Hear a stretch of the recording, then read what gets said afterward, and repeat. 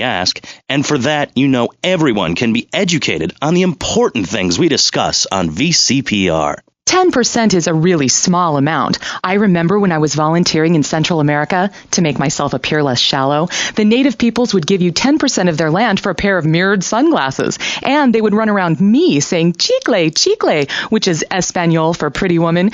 It was very spiritual, like waves. Absolutely. But remember, this radio station could disappear. The voice of unprofitable radio could be silenced. One day you wake up, roll over, and she's gone. You go into the kitchen, there's a note scrawled, the sound of a taxi leaving in the distance, a thunderstorm rolls in. It's a metaphor for my haircut, or this pledge drive. Yes, the pledge drive. Become a member. Only members or people with radios can listen to this radio station. Now back to pressing issues.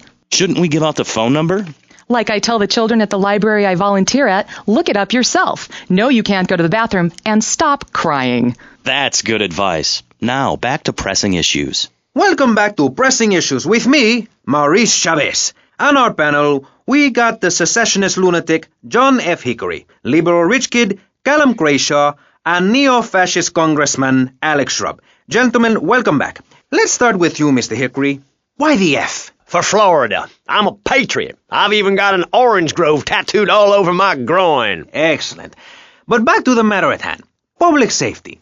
How do we get guns under control in this city? By giving everyone hope, a dream of a better tomorrow, by encouraging people to grow their own root vegetables. What's the satisfaction of holding a gun in your hand when you could be holding a hoe, planting seeds in a peasant village? Keep your hoes and seeds to yourself. We don't need gun control. If you read the Constitution, it's a sacred document that should not be changed. Under our Constitution, women couldn't vote, but the liberals come in crying crocodile tears.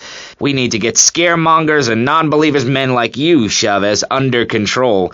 I've got a good mind to have your funding removed. We don't get any funding. Yeah, exactly. Well, good. You won't see a penny out of me.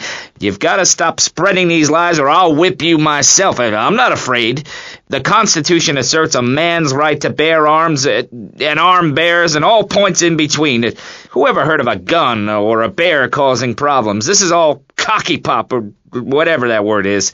It keeps the place safe. Trouble is caused by unemployment, and unemployment comes from poor economic performance and lazy people. If you had a job, would you steal a car? Of course not. And if you had a high-rise condo, a mistress, and a seat on the board, would you run around graffitiing your name all over town and making a nuisance of yourself, spinning on your back and popping and locking and... Not a hope. It's simple. If you don't have a job, starve. Get out of my constituency. By force if necessary, and starve. That is quite simple. Are you really saying that? Of course I am. Vice City is a growing city. Of course there are going to be some growing pains. Well, what I tell people is this. Gather up your life savings, buy yourself a piece of swamp, drain it, and get rid of the damn wildlife. Then apply for planning permission. Pretty soon you could have your own retirement community or resort destination holiday place. You can start making money out of the boom, the shrub-inspired boom, and enjoy the kind of things sensible people have. Personal bodyguards, massive fences, and a bigger collection of guns than the other guy. It stands to reason. No, no, no, no. Keep them out of here. We do not want any more old folks.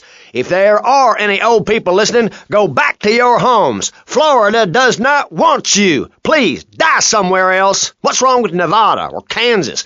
We want a river. We need a river. The Freedom River. And what about the other crimes? It seems car crime, fashion crime, drugs, everything is on the rise. Absolutely. Of course it is. When I was in Uganda, people were poor, but they were happy. The more you have, the less you have. And that's kind of what I'm all about. There's satisfaction in spending all day weaving a basket rather than just buying one at the store.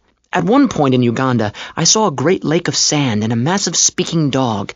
It was a dog of love, not of hate.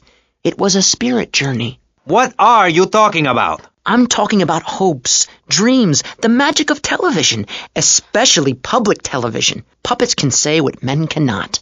Yes, but how will that stop people taking baseball bats and pounding the living crap out of each other, as I saw in a Mother's PTA group meeting recently? Baseball is our national sport, our national pastime, joining together as men in order to reward the act of running around in a circle. I will thank you not to take its name in vain, Chavez. I hate that spring training. Who do those guys think they are, coming here and getting in the way, showing us no respect, drinking our orange juice and seducing our women folk? Train in your own home, mister. Our national game down here, my friend, is digging. Digging a big ditch, a ditch of hope, which will flood into a river of freedom.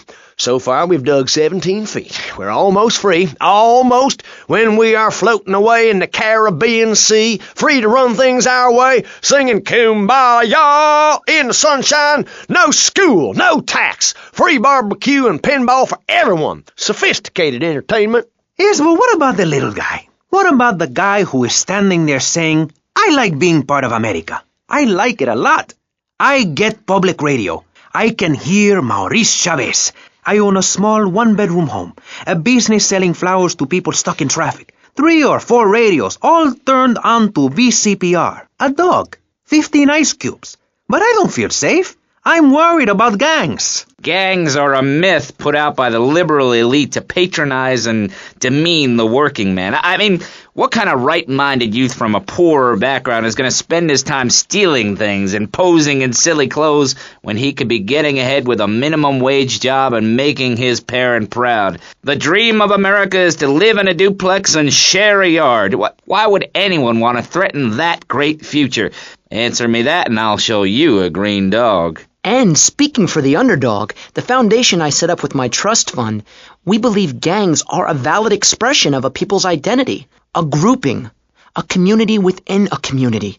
Gangs are a way to be noticed in the boxy suburbs. You scream out. Rather than urinate at the edge of your camp like a proud native, we spray paint our names on the walls of the mall to ward off predators. And that's supposed to terrify people? No. We believe passionately in non-violent solutions to life's problems. Gangs have to learn to love, to be inclusionary. We'd award badges to good gangs and give bad gangs a silly hat to wear.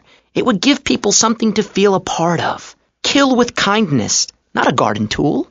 Yes, but what about the guy getting beaten up on the street? Or the man having his motorcycle stolen? What about him? Or her. Some of the best bikers are really women. Anyone can join our group. This is about poor people getting together. But your father owns half of Florida. How are you part of the working class? Like I said, possessions are not important at all. I'll pick up a hitchhiker in my convertible any day. The other day I picked up a young woman and we discussed a non-violent solution to war. We called it peace. Your father is a great man. He's done more for the arms trade in this state than anyone else, myself included. And you shame him with the socialist, jiggery-pokery hootenanny. America needs hope, not songs that are supposed to send food to the poor. Songs will get you nowhere. This country needs something to aim for, like being rich and laughing at poor people, or being in government and laughing at the electorate. Now, Mr. Shrub, let's not make this personal. I appreciate your attempt to press the point, but we are here to press the issue. My city is in trouble.